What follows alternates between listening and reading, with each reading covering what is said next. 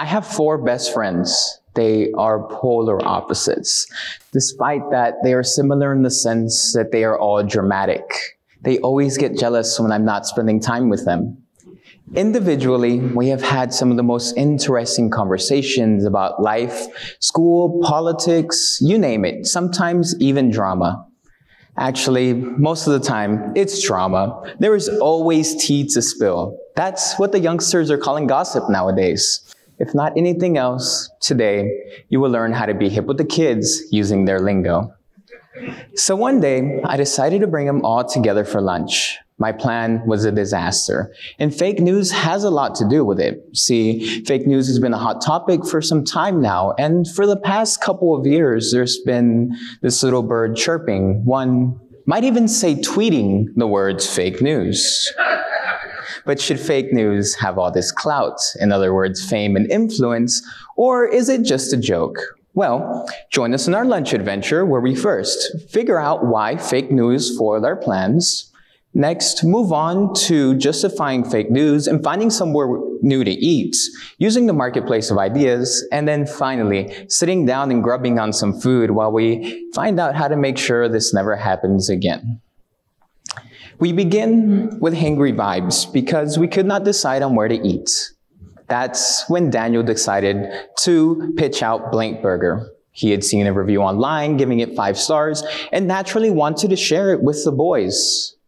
And if only we had realized that the post Daniel saw was from a troll page on Facebook before pulling up to an empty lot, we could have avoided this whole situation. I know, our encounter with fake news is a little lighthearted, but staying on the theme of food, Pizzagate is a perfect example of dangerous fake news. See, an account on Twitter claiming to be a New York Times lawyer posted that the NYPD was investigating a pedophilia ring in the basement of a DC pizza parlor. After WikiLeaks and several other fake news outlets published evidence, a man quickly took to the pizza parlor and fired a couple of shots with an AR-15. It shows us that fake news can pose a serious threat and can be really frightening. That is why political leaders all around the world and even companies like Facebook are waging wars on fake news. Fake news, however, may not be exactly what we all think because the term gets thrown around a little too much. Dictionary.com defines it as relating to false information, often spread as propaganda through social media.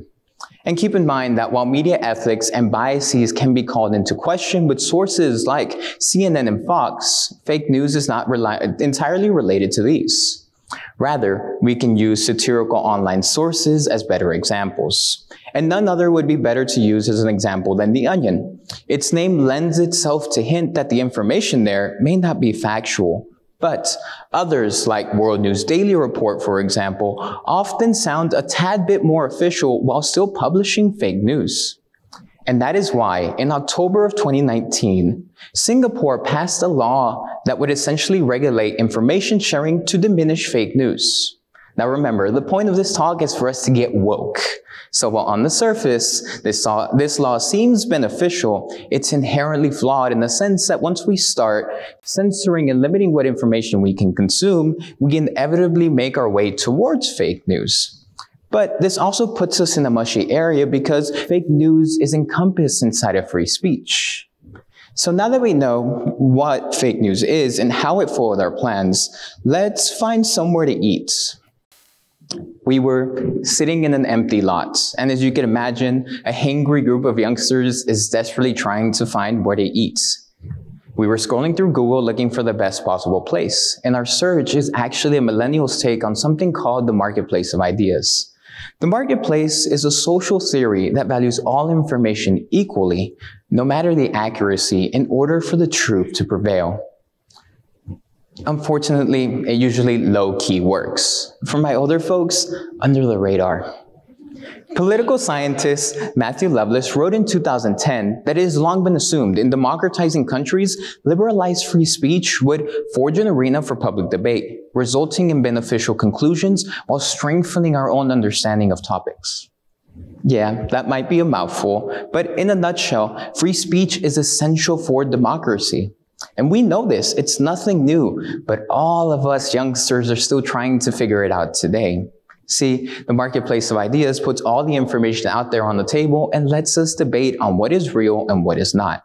Now, what's lit about this, or cool and exciting, is that in order to diminish fake news, first we have to acknowledge its existence and then debunk it.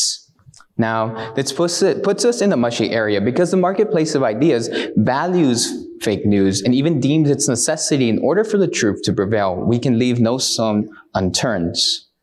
And we can use my friends as a very good example of this. Now, we're basic, we're mainstream, so instead of actually searching, we went to Chick-fil-A.